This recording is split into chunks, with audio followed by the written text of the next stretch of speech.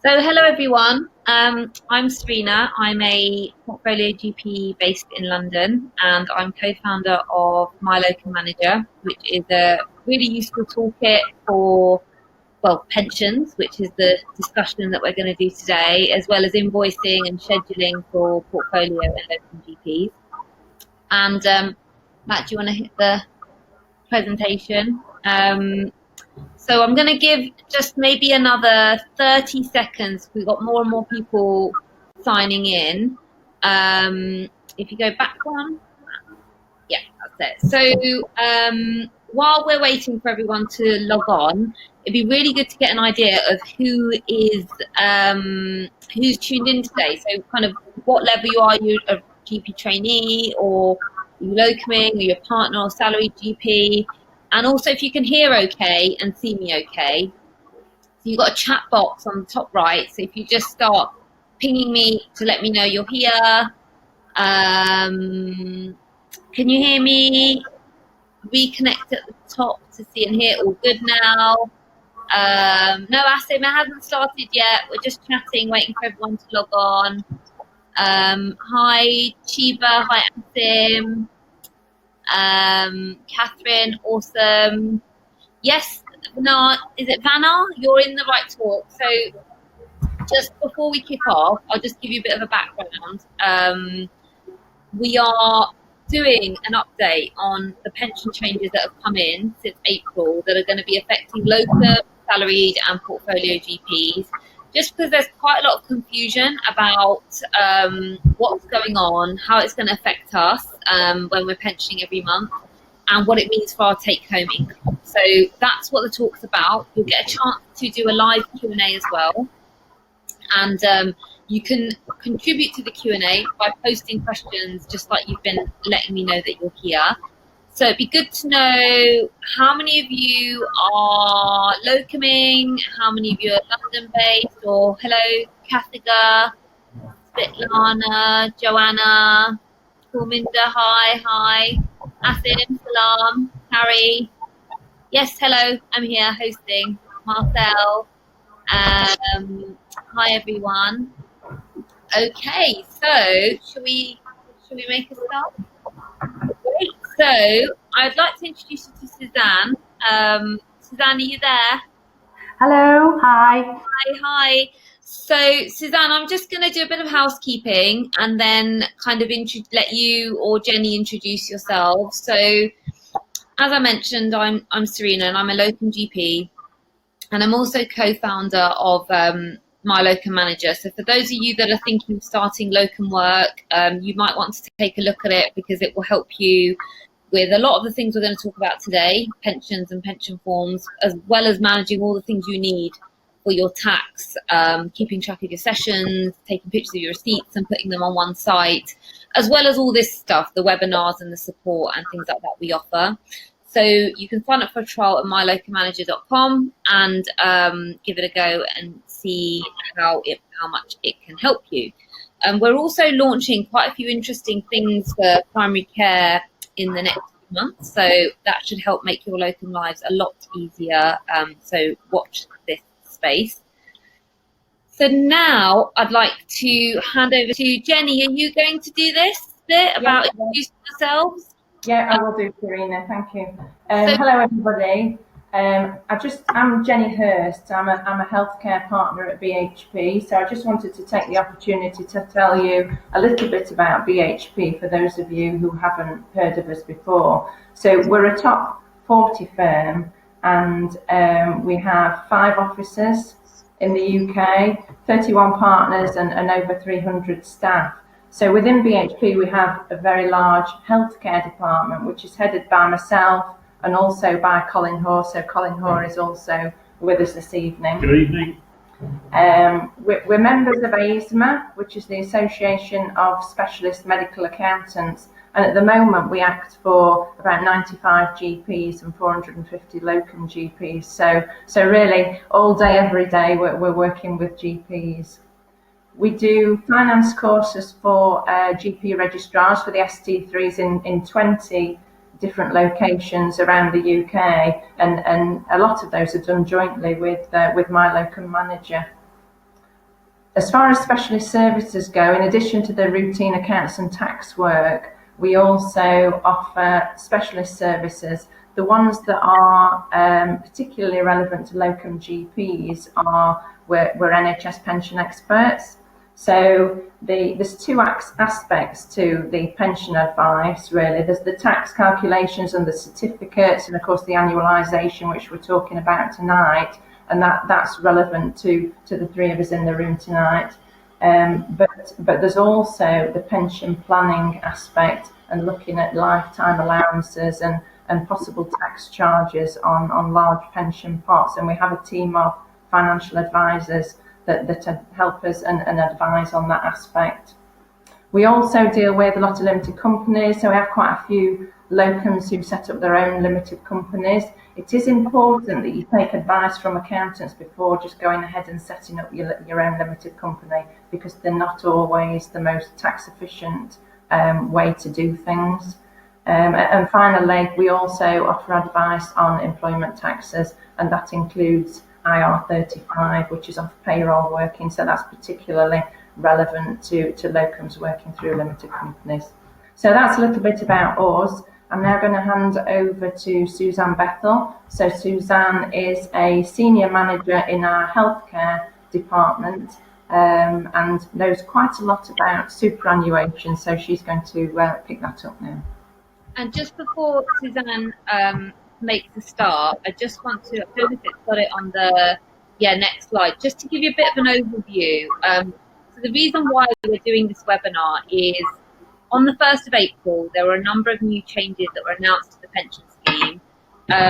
One was that the employer rate, so the rate that practices pay us, is going up, and it's gone up to 20%. But you'll notice, say on mylocummanager, when you're invoicing, it's still set at the 14.38%, because at the moment practices are still paying that amount, and the remainder is being made up by the Treasury. And Suzanne may touch on next year. We're still waiting to hear what's going to happen with that. But for this year, you will carry on invoicing your employer rate, your practice rate at the normal amount. The second big change, which has come into effect 2015 scheme members like me and Matt here and many other GPs, is that annualisation has come in, and that's created a lot of uncertainty and a lot of stress for a lot of us, particularly those that might be doing some salaried work with ad hoc locum or portfolio roles, or locum work, or those of us that have had a maternity break. So Suzanne's going to really try and simplify those changes, share what they mean for us and kind of what they mean for your take-home income and how you're going to calculate it. And hopefully by the end of the webinar, you'll be much clearer on it. And we'll do the Q&A at the end. So without further ado, Suzanne, I'm going to hand over to you. Hello, good evening, everybody. The focus of tonight's webinar, as Serena said, is on pension annualisation. And we're also going to look at the background to the NHS pension, how it's calculated annualisation, who's affected by it, and touch on the rule changes from 1st of April 2019.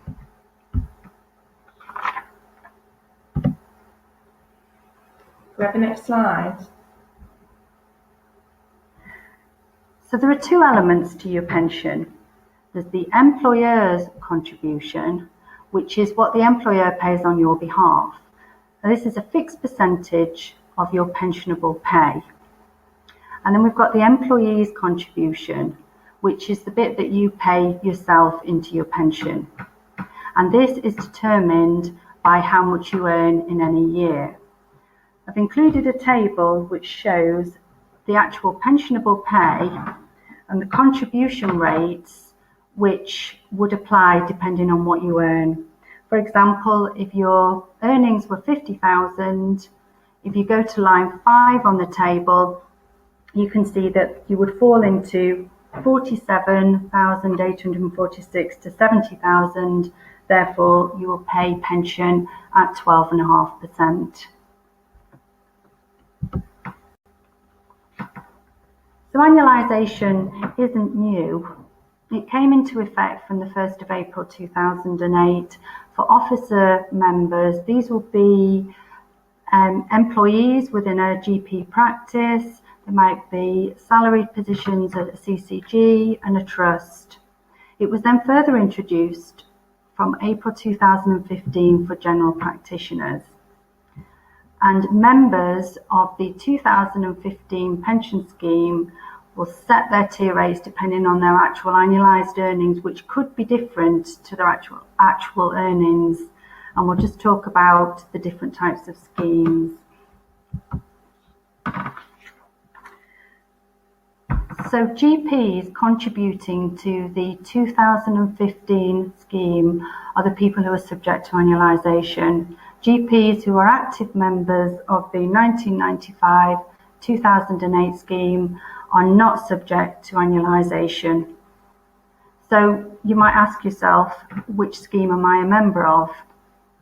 So a GP who was born after August 1965 will automatically be a member of the 2015 scheme. So any registrars coming through now will automatically go into that scheme. Members born prior to August 1965 will transfer into the 2015 scheme on a gradual basis. So I've put a link to a table which shows at what point you will go into the 2015 scheme depending on your date of birth.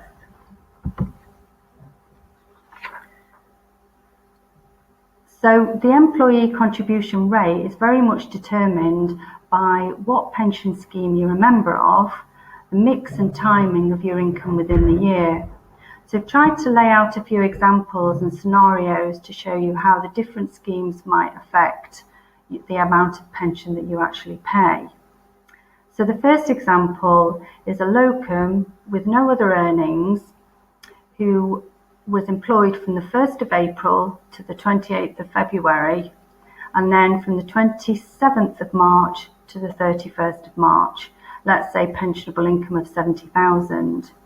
As we've mentioned earlier, the 1995-2008 scheme, annualisation doesn't apply, and it's based on actual earnings. So if we look at the 70,000 and compare that to the table on the previous slide, you would fall into 12.5%, which you would pay contributions for the year of 8,750.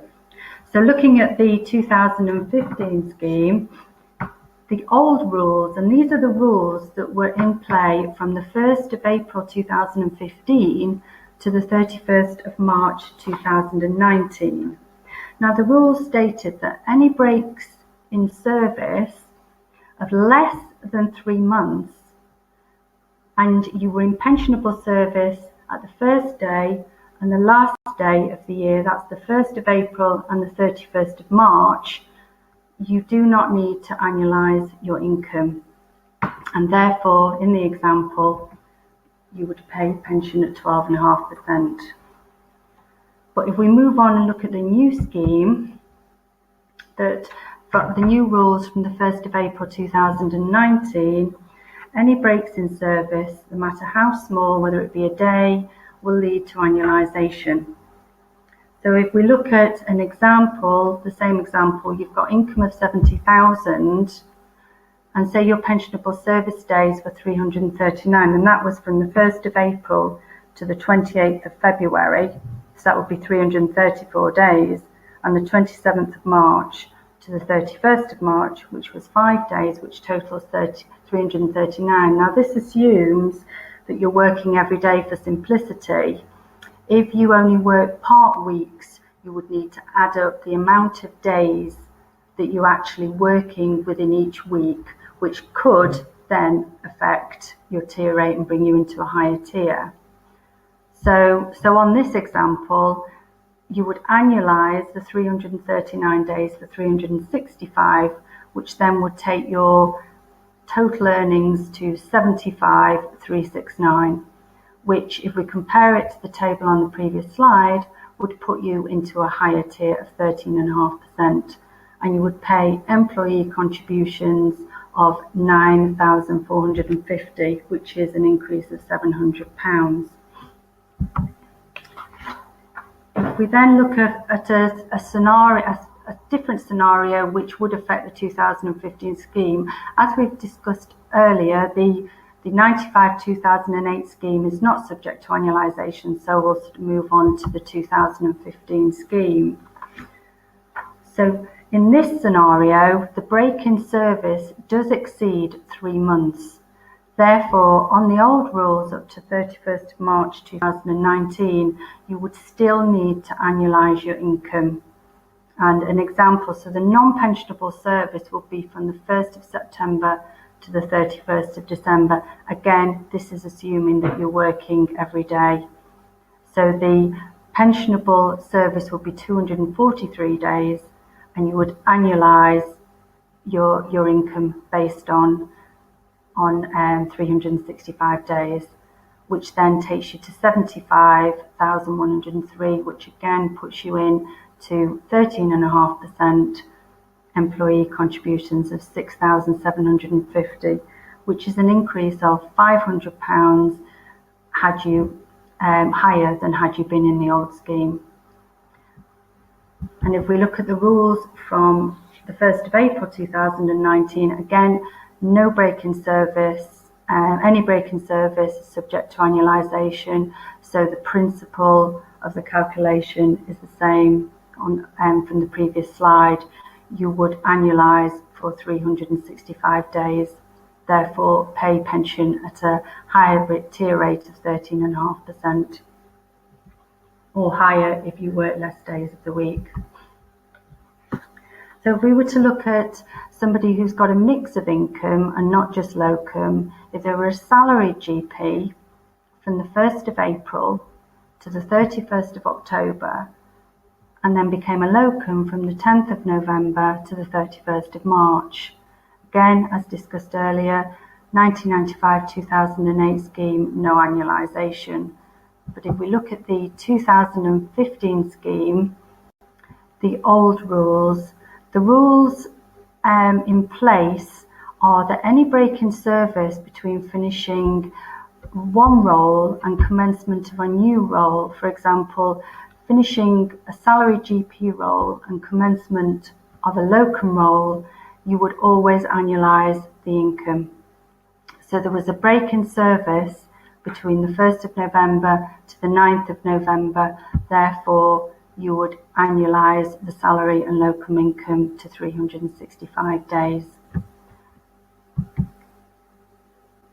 Again, under the new rules from the 1st of April 2019, any gaps in service are subject to annualisation, so you would apply the same calculation, being 365 days, which could affect your tier rate.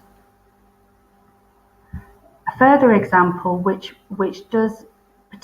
could potentially alter the 2015 rules, if we just move on and look at that. So,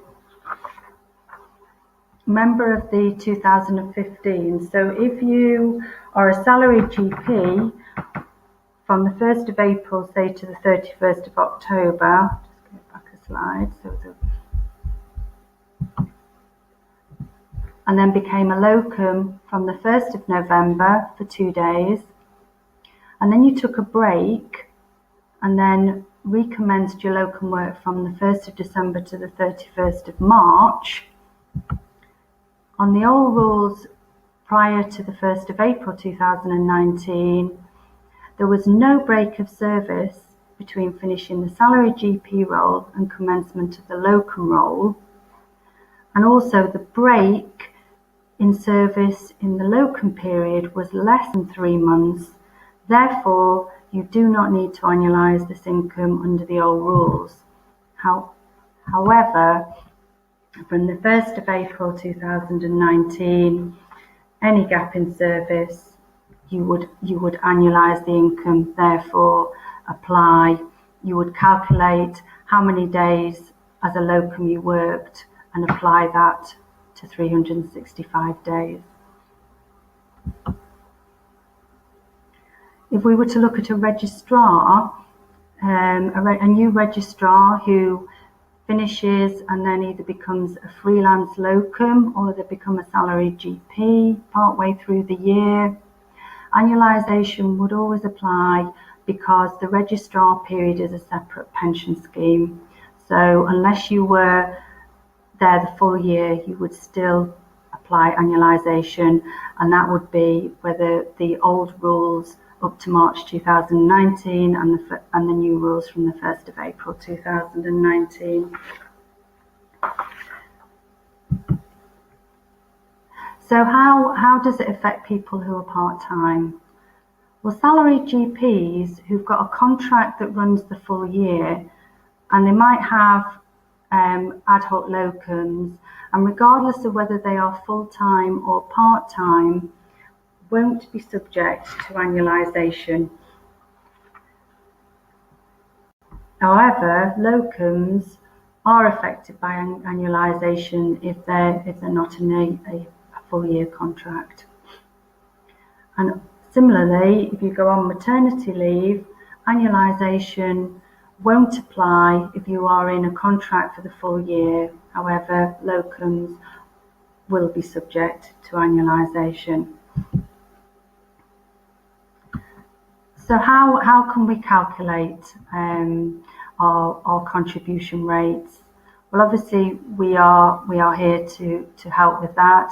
And mylocummanager, there are forms available which will, if you calculate your tier rate, will work out the pension that's due on that automatically without you having to get your calculator out yourself. There is also, in order to work your actual contribution, annualised contribution rate, there's the NHS annualisation calculator.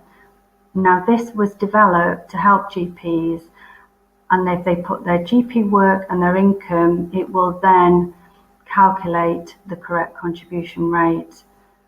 Apparently though, with the rules in place from the 1st of April 2019, the calculators are not quite set up for that yet. So there is a link on the slide which will take you to that calculator. You do need to be careful at the end of the year, in March, that you make sure that you allocate the work that you've carried out in March to that particular year, despite the fact that it might have been paid after the year end, because that could affect your tier rate. So what if I think I've paid the wrong contribution rate?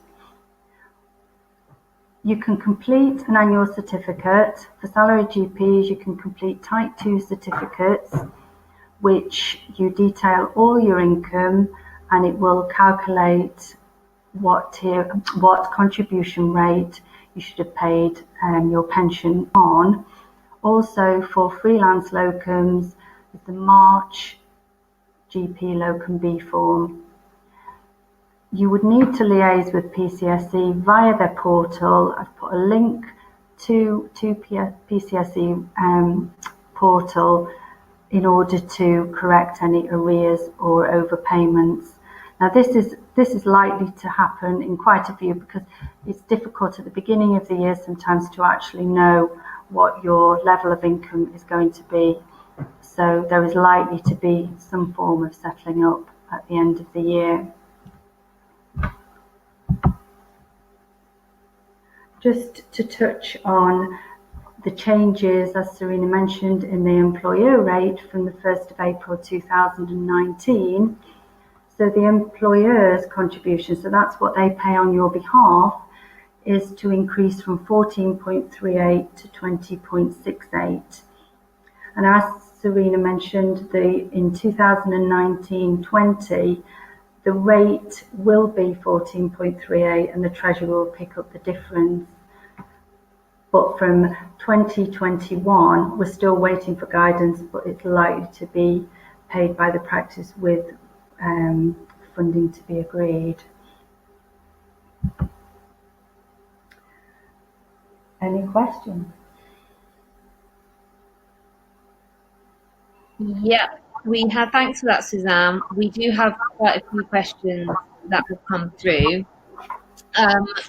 What I'll probably do is I'll go through, some questions were sent in beforehand, so I think I'll go through those before. And what I might do, because it might help explain it, it might help with your explanations if I put the tier rate up so that everyone can see kind of from their questions where they're going to fall. So one of the questions that was quite common that a lot of people asked was, is it better? Because obviously, if you look here, we're supposed to guess how much we're gonna earn in a year. Yeah. And with local work or with portfolio work, or if you're a salaried GP and you're locum on top, often you can do a rough ballpark, but there are times where you're a lot busier and you're being offered a lot more sessions, or you might want to plan for a big expense or something, so you might work a bit more. I know a lot of locums, some of them that have signed on today, that are planning, for example, to take maternity leave, so they're ramping up their number of sessions because then they're not going to be working for a while. So one of the key questions that came in was, should you just, when you're invoicing, just invoice at the rate that you're currently set at, and then at the end of the year, the end of the financial year, kind of calculate your sessions retrospectively, and then if you've underpaid, just send that extra payment to PCSE? Or is it better to overpay, so just set at the highest rate you think you're going to fall under, and then try and claim a rebate?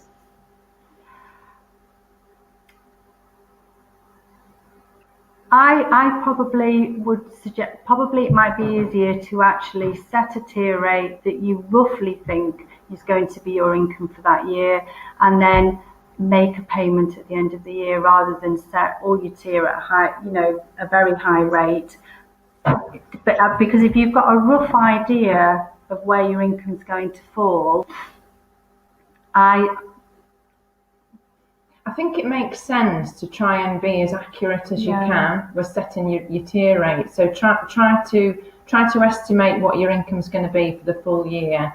I mean, you may amend that as you go through the year, but the important thing with pension contributions is you only get tax relief on the contributions when they're actually paid. So if you pay too little pension during the year, then you potentially have a higher tax bill. If you pay too much pension in the year, then your tax bill will reduce, but the following year you may find that it swings the other way and you end up paying too much tax. So I think the message is to try and be as accurate as you can with estimating your income and using the proper tier rate during the year.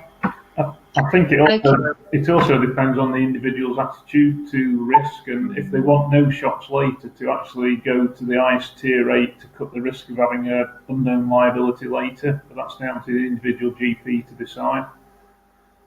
So on mylocummanager, so I use that obviously for, not only have I set it up, but I use it for my portfolio work and my locum work, but I can track my sessions and I can track what my income is. So it gives me a good guesstimate of what I should be paying into my pension.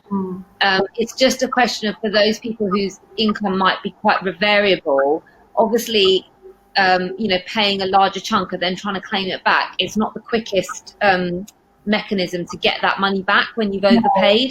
So I think people naturally want to be a bit cautious at overpaying, so they don't have to go through the whole wait and the application process of trying to get that money back. But I guess there are lots of ways of making sure that that you can roughly calculate or predict your tier, and then if you fall under or over, then obviously you can try and rectify it later. But okay, thank you for that. Yeah, I think you're right though, Serena. It can take some time these days to get your money back from PCSE. Yeah. Okay, so cracking on with these questions. God, everyone types of phone. I'm gonna try and find the first one. So Shabazz, hi Shabazz, is asking, as a locum GP who's a sole trader, he's been out of the pension scheme. If he wants to go back in, can I pay towards the pension at the end of the financial year? And if so, how? Rather than you mean if they're locuming throughout the year and he's wanting to settle up at the end of the year? Yeah. Well, they do have with if you're a locum, you do have this 10-week window though, don't you, where you have to, well, in theory, you have to pay the pension over within that 10 weeks, relating to you. So you could be. I would suggest paying your pension as you go along. Yeah, so once you've passed the 10-week window, you lose the opportunity to pension that income. Yeah. You might be, it might be more difficult for you to pension that income. Yeah, because you'd be out of the 10-week window. So yeah. Okay, and then I'm just trying to find okay, Shabazz is also asking, what's the advantage or disadvantage of paying the higher pension contribution? Well, obviously you would only pay pension contribution on your actual calculated earnings, and obviously there will be a settling up, so you wouldn't pay any higher rate than your actual calculated. Do you mean? I wonder if does that mean what's the advantage? Rate 14.5, say. Yeah, or say for example, you usually fall under the tier 3, so you're normally earning up to 26,000, and in the old scheme you'd be pensioning at 7.1%, but when you calculate it, maybe you fall under the 12.5%. Are there any advantages or disadvantages of having to pay that extra bit now? No, I mean you don't get. Obviously, the pension that you ultimately get will be based on your earnings, but you don't get any benefit from having to pay at a higher contribution rate than the lower contribution rate. It effectively just costs you more for your pension. Yeah, so it doesn't mean that you're paying more into your pension, and it doesn't mean you're getting a bigger tax relief. It just means you're paying. You're just paying more money. It's more expensive for you, essentially. You will get more tax relief because you've paid more pension, yeah. But it still costs you more effectively, and the effect on your pension is not. The only reason you get more in pension is because you've earned more rather than what you've actually paid. Does that make sense? Yeah. Okay, so Rosalind's asking, what's the definition of a gap in service? A weekend, a day off? You're not allowed a day off, Rosalind, if you're a GP. Come on. I think under the new rules from April 19, 1st of April, I think there is still some sort of a grey area as to what they define as being, if are you working on a weekend. But I think that's more when you're actually in service at the beginning, in April, whether it's the 1st of April falls on a weekend, whether that's classed as pensionable service. There is some guidance that suggests that if a surgery is open 7 days a week, therefore a weekend is classed as pensionable service, or if it's open 5 days, then it's not. So I discussed this same question with the NHS kind of business services authority or pensions, and I think the guidance on their website is that if you take a day off, any day off, weekend or otherwise, then you are subject to annualisation. You are as a locum, yeah. As a locum you are, yeah. As a salaried GP, if you only work 2 days a week, you've got a contract. You've got a contract with them, but you only work 2 days a week.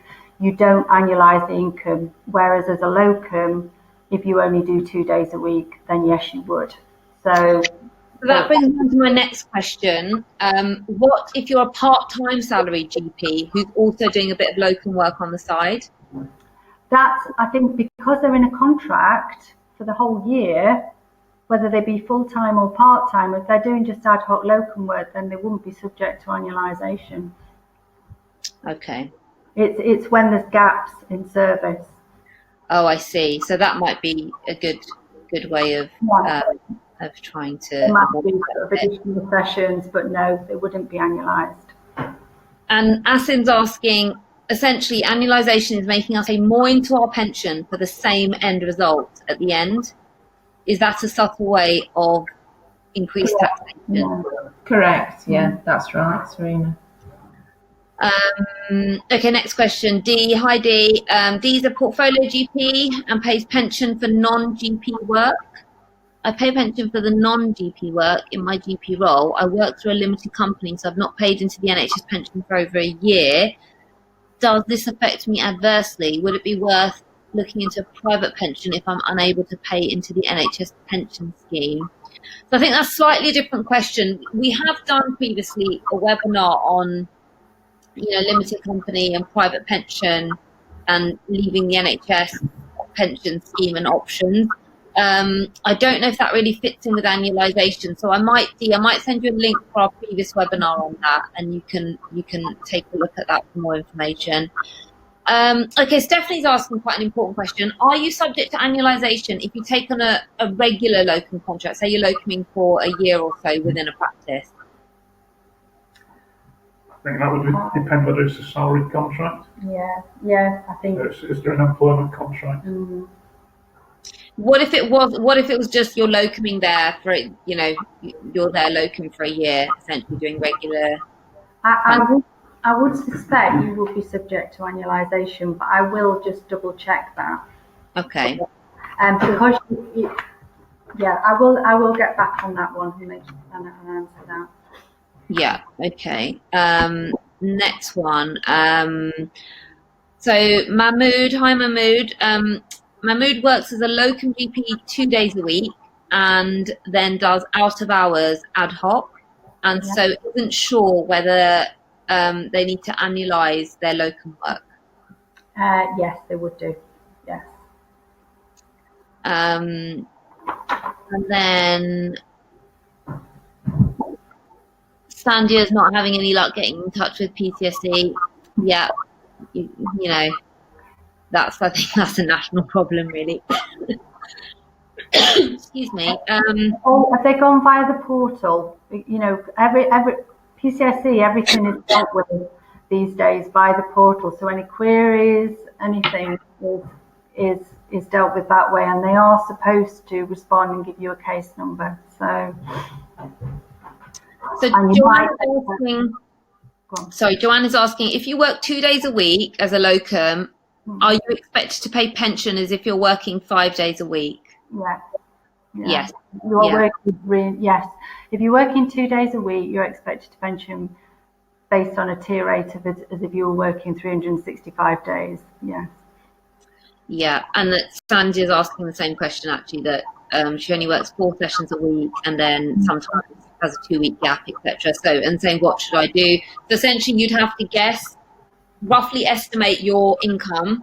Yeah, and then work out how many sort of days you think you're working in the year, and so if you can roughly say, well, I'm going to be doing 4 days a week and then you would apply the annualization calculator for 365 days. Okay, yeah.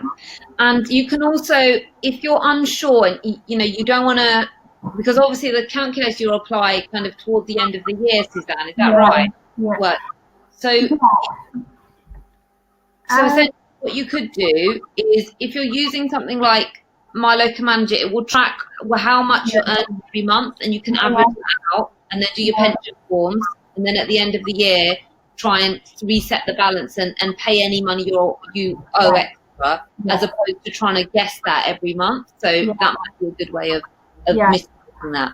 It probably makes sense to set one, tier rate for that year, and then, like you say, try as reasonably accurately as you can to estimate your income and try and get the rate as near as possible, and so that mitigates any kind of large settling up at the end of the year. Yeah, okay. And there's lots of questions about, well, what does that mean? Should we leave the pension scheme or look at a private scheme? And we will be doing another webinar on this with BHP. So just follow up. We usually post them on our Facebook page, or if you're on our mailing list, you'll get a link, and our mylocummanager users get a link first. So they sign up first, and whatever's left, then we publicize it out. But we will be doing a separate one on that, because obviously that's a whole topic in itself. So watch this space and we'll bring you something to address that question as well. Kritika saying, it sounds like you can't take any holiday time as a locum GP. Well, you can, but you're going to pay for it, essentially, I think. You've summed it up. Yeah. And then Sean saying, okay, again, this question probably affects quite a lot of the people that have tuned in today. She's a salaried GP for a day a week, and then does extended hours and has the salaried contract is for the entire year, but the rest of the time she locums. Does she have to annualize this income? So it's not a really traditional salaried GP post that she's doing.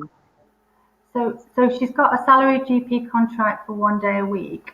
Yeah, but it's part of a non-clinical quality improvement work, and then she does extended hours and locum work on top. I suppose it's still a contract, though, isn't it? Yeah, and if it's for the full year, yeah, she wouldn't have to annualise the locum work. I don't think so. No, because it is still a contract. Yeah. Okay. So that's something we'll check, and we'll post. We'll send an email out after once we've clarified that. Natasha's asking, hi Natasha, would tax relief still be given if the pension contribution was paid the following year via the Type 2 pension form? Yes, it would. You get the tax relief, but you get it the following year rather than the year that it related to.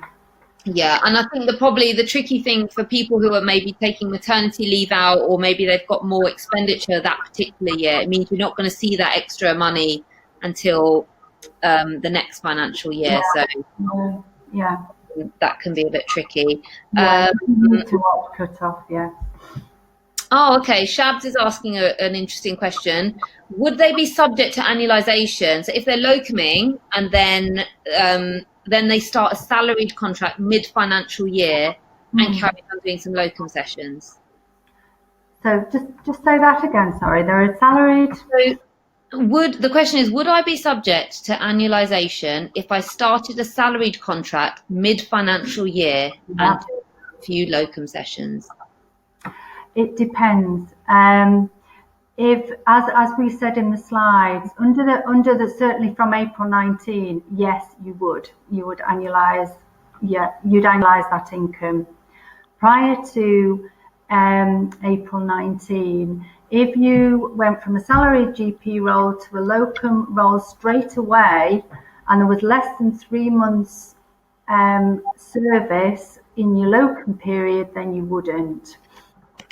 But under the new rules, any break in service, or if you're going, yes, you would. If you're not, and if your locum is not every day. So,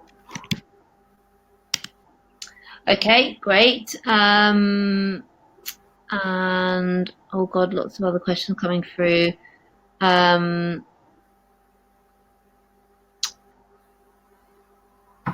Sorry, there's quite a few questions I'm just trying to pick out.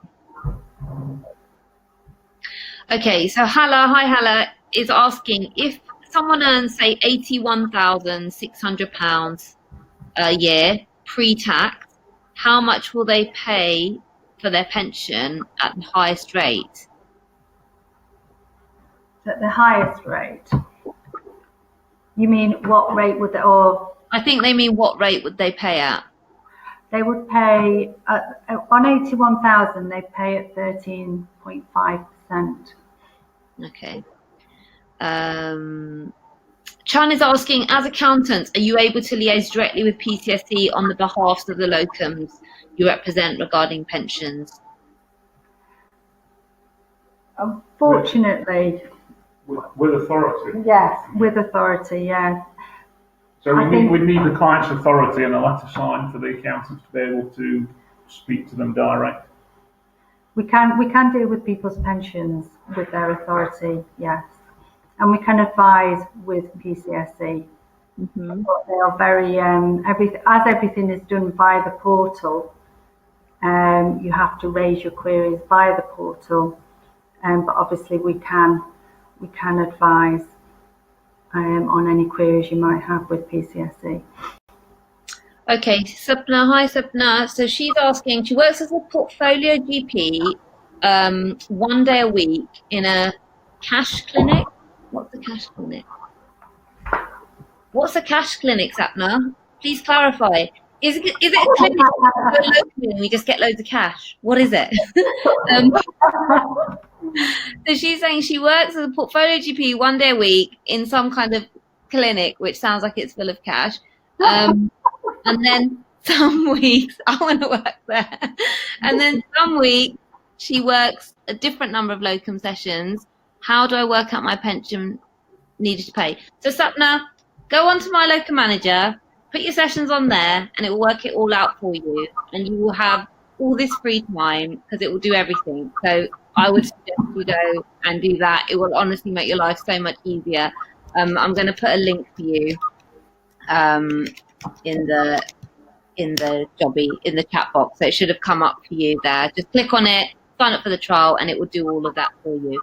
So Olium, I hope I've pronounced that right. Hi Olium, is asking to double check. Everyone has this question on their lips at the moment. If you're a part-time salaried GP and you're locuming for the rest of the time, you do not need to annualise your pension. Is that right, guys? If you're in a contract for the year, regardless, and you do ad hoc locum work, yeah, your rate will be what your rate is for your salary GP position and whatever locums you're doing. Yes. So what does it mean when people say you've got to add then annualise, or annualise then add? Well, it would mean add your different forms of income. So in their case, they've got a salary GP position, which they'll get X income, and they'll have locum fees at a certain amount, and the total of those two together will, whatever the total is, you would then marry it to whatever contribution rate you needed to pay for that year. So you had 50,000 as a salary GP, 30,000 in locum fees, that's 80,000. If you look at the table, you would pay pension on 13.5%. Okay. And Kerem's asking the same. Oh, sorry. Go on, Suzanne. Sorry to interrupt. No. Kerem's asking, probably, following on from that question, that if your daily income varies, how would you calculate your annualized salary if your wage changes depending on where you work? And Kerem, there's a tier rate, and you can see it's a range of income that you'd be guessing. You don't have to do it kind of daily, day to day, or week to week. It's an average over the year. Yeah, it is, yeah. Okay, so everyone's happy about the fact if you're doing a bit of salaried work and locum on top, you're not affected. So Joanne Jones, hi Joanne, is asking, the amount we pay on the locum B form is a massive underestimation of what we need to pay at the end of the year because of annualisation if working 2 days a week. No, it should be. It should be it's more than likely, the less that you work, the more the annualisation. Yeah. So if you're only doing 2 days, obviously there's a bigger annualisation, and yes, it is a lot different to what your actual earnings are. But although it's setting a tier rate, a higher tier rate, you're only paying pension on your earnings, but just at a higher rate. But yes, that is correct. Unfortunately. So, is it Chiba is just making me laugh? Pensions, can't live with them, can't live without them. Disgust. Okay, so Asim's asking, I guess this is just what you're saying, Suzanne, if as a locum GP you take more days off, does it increase the pensionable pay and therefore the tier, so you're punished for working less or taking breaks? Yes, that's the story. Okay, Sinead, hi Sinead. Sinead is starting as a salary GP in September and plans to locum for a month in August and also do ad hoc work around salaried work. We've already covered this, so yes, no, you won't be subject to annualisation, but you will in that case. You will in that case because she wasn't not in a contract the full year. So if she was Oh, I starting see. in That's interesting. September, that's not a full year, so it's part way through the year. So she would be subject to annualisation. Oh, okay. So if they're in a contract from, is it the 1st of April? First Then? of April, yes. If they're in a contract for the full, what they call the pension year, which is between the 1st of April and 31st of March, then that's a full year. But because she's starting as a salaried GP part way through the year, then yes, she would be subject. Because she's locuming in August for a month, and then she locums 7 days a week for the entire month of August. So she's not. So she's got a mix. If she was working as if she was working as a locum totally every day, and then went to be a salaried GP from the following day, so she finished at the 31st of August and started as salaried GP at the 1st of September, then she wouldn't annualise, but she's not going to be locuming every day, so there will be an element of annualisation. Okay, and just to clarify, Sapna has clarified that for those of you Googling cash clinic for locums, it's not where you go to get loads of cash, it's a family planning clinic. So thank you for clarifying that. Everyone's like, where do I sign up? You can't sign up, it's a family planning clinic. Okay, so just last few questions now. We've got loads, and what we'll do is I'm going to put the last slide up where you can contact us for more questions. Colin, are you there today? Yes, Serena. Colin's a massive Love Island fan, so we've got to clock off at 9. All right, good luck. I'm only joking, Colin. So, anyway, so Anish is asking, I started my first salaried GP. I've got image of Colin watching Love Island now. Right, Anish is you can pay me that later, Colin. So Anish started their first salary job post in October 2018. Before this was a registrar. I do not locum. Should I be annualised, or should my pension tier rate be based on the income from October to March 31st? That's a good question.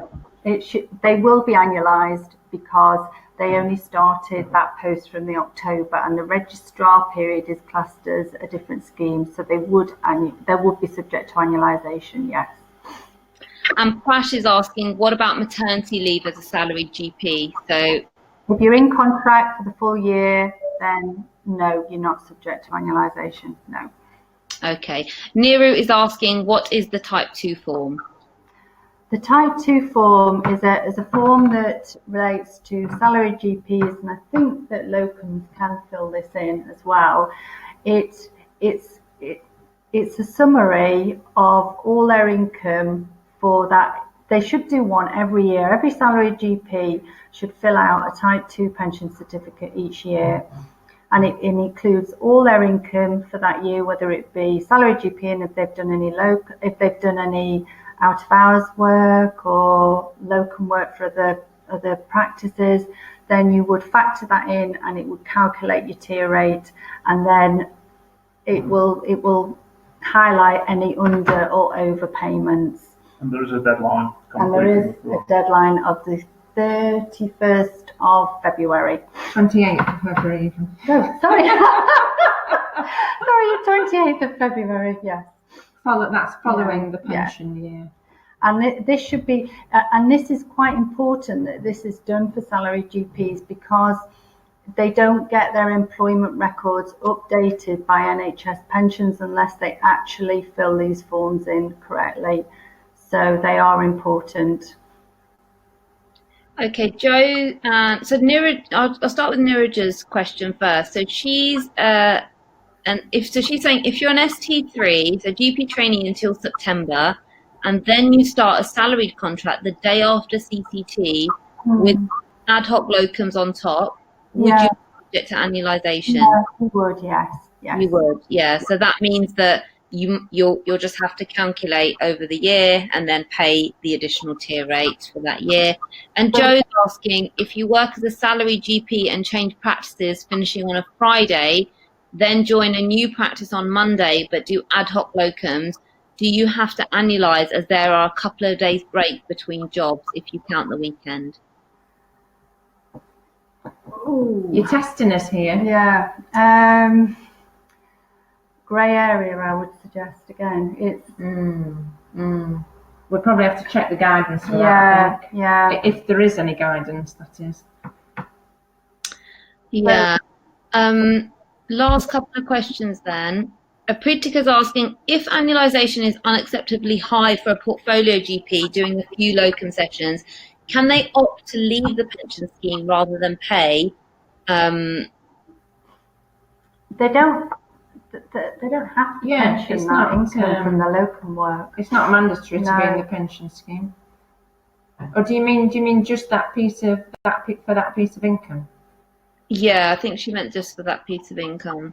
Yeah, so technically, if you're in the pension scheme, you should be pensioning all your income. But of course, there's the 10-week window for pensioning as well. And if you miss that 10-week window, then you do lose the right to pension it.